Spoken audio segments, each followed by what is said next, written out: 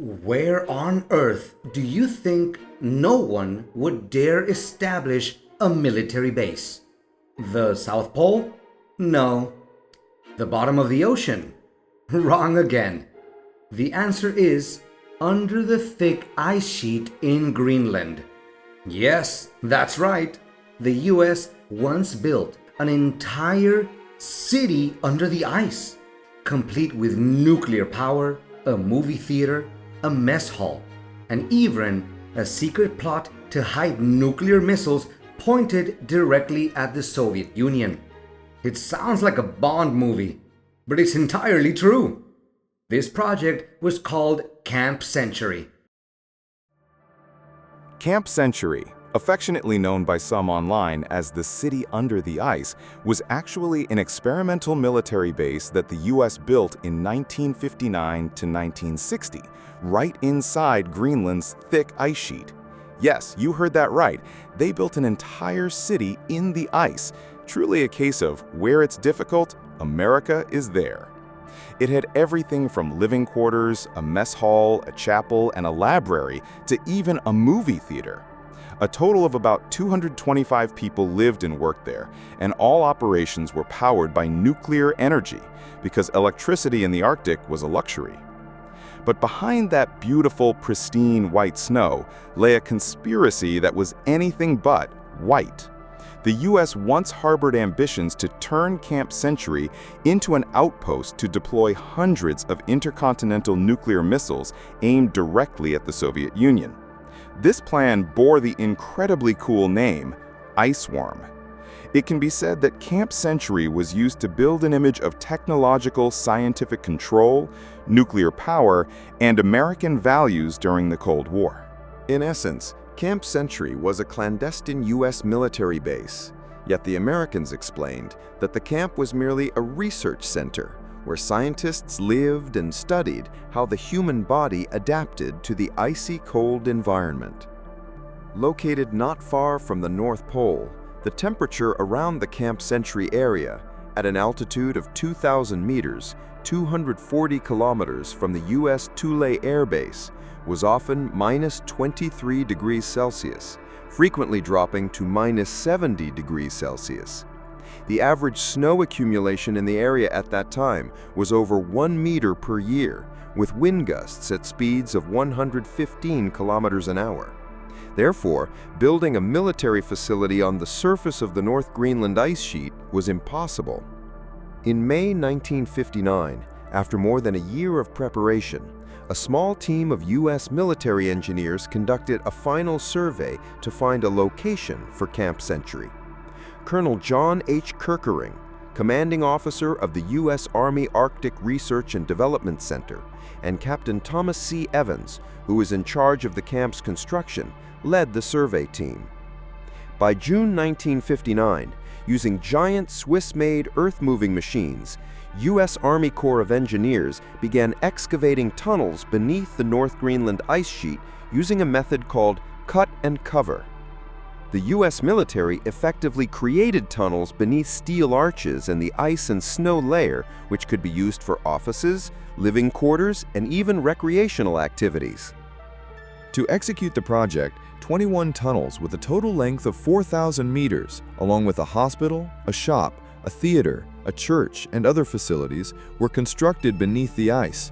The total number of personnel involved in building and living under the ice was around 200. From 1960 to 1963, electricity was supplied by the first mobile nuclear reactor, PM-2A, designed by ALCO for the US Army. Water was drawn directly from glaciers and checked for plague germs. Building and maintaining a military camp under the ice was unprecedented, and of course, life in the ice was unlike any other environment. From the very first days of moving into Camp Century, US soldiers faced a series of challenges: bone-chilling temperatures, highly compressed air, lack of sunlight, and especially the slightly nervous feeling of waking up each morning to the cracking sound of ice directly above their heads. But humans have a miraculous ability to adapt, and after a while, they gradually got used to the strange rhythm of life there. In a place without a single blade of grass, Camp Century gradually became a true city under the ice, peculiar yet as comfortable as an underground urban area. Walter Wager, a writer and a television and radio producer for CBS and NBC, compared life inside Camp Century to thriller films and dramas, emphasizing that the ice worms at Camp Century, as the inhabitants called themselves, did not experience the diverse emotional problems often afflicting characters in movies. According to Wager, Camp Century was a kind of reality show featuring engineers who were ordinary people, not a specially selected group with Tarzan-like physiques or extraordinary intellects. They proved that physically and mentally healthy Americans could work effectively for an extended period far from their communities. One might have thought Camp Century was merely a cold scientific research station in the Arctic, but no, the truth was even more chilling than the ice itself. Hidden beneath the guise of climate and living conditions research in ice, the U.S. secretly embarked on a top-secret military plan, Project Iceworm. According to documents released by Denmark in 1997, the Iceworm missile network was outlined in a 1960 U.S. Army report titled Strategic Value of the Greenland Ice Cap. If fully implemented, the project would have covered an area of 130,000 kilometers squared, nearly 3 times the size of Denmark, with approximately 11,000 military personnel. Thousands of tunnels would be created each year to yield thousands of firing positions after 5 years, capable of rotating several hundred missiles. Launch complex levels were to be situated 8.5 meters below the surface, with missile launch pads even deeper, and missile launch centers spaced 6.4 kilometers apart.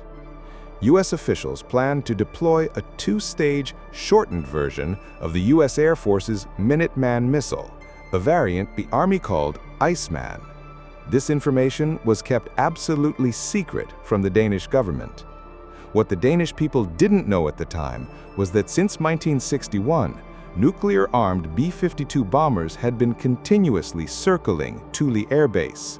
Not only that, but approximately 50 nuclear weapons were also stored at the base from 1958 to 1965. The crash landing of a nuclear-armed U.S. B-52 bomber in Greenland in 1968 brought everything to light. Despite its global strategic ambitions, Camp Century had a fatal flaw. It was built on a constantly moving foundation. Based on data regarding the drift rate and deformation of Greenland's ice sheet, researchers soon realized that the camp's maximum lifespan was only about 10 years, from 1960 to 1970. After that, if not dismantled, the camp would be swallowed by the ice.